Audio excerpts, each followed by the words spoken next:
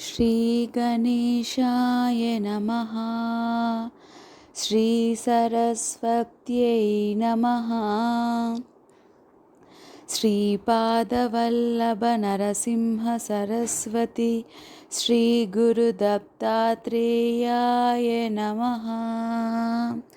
ॐ दत्तात्रेयं महात्मानां वरदं भक्तवत्सलं प्रपन्नार्तिहरं वन्दे स्मर्तृगामी सनोवतु दीनबन्धुं कृपासिन्धुं सर्वकारणकारणं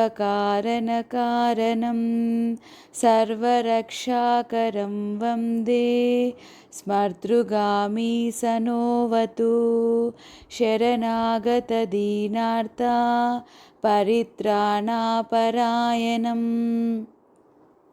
नारायणं विभुं वन्दे स्मर्तृगामी सनोवतु सर्वानर्थहरं देवं सर्वमङ्गलमङ्गलं सर्वक्लेशहरं वन्दे स्मर्तृगामी सनोवतु ब्रह्मण्यं धर्मतत्त्वज्ञं भक्तिकीर्तिविवर्धनं भक्ताभीष्टप्रदं वन्दे स्मर्तृगामी सनोवतु शोषणं पापपङ्कस्य दीपनं ज्ञानतेजसः तापप्रशमनं वन्दे स्मर्तृगामी सनोवतु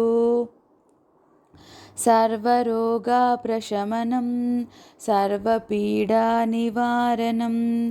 आपदुद्धरणं वन्दे स्मर्तृगामी सनोवतु जन्मसंसारबन्धघ्नं सर्वानन्ददायकम् निःश्रेयसापदं वन्दे स्मर्तृगामी सनोवतु जयलाभाय शहकामा धातुर्दत्तस्य यत्स्तवं भोगमोक्षाप्रदस्येमं प्रप्रठेत् सुकृती भवेत् इति श्रीदत्तस्तवम्।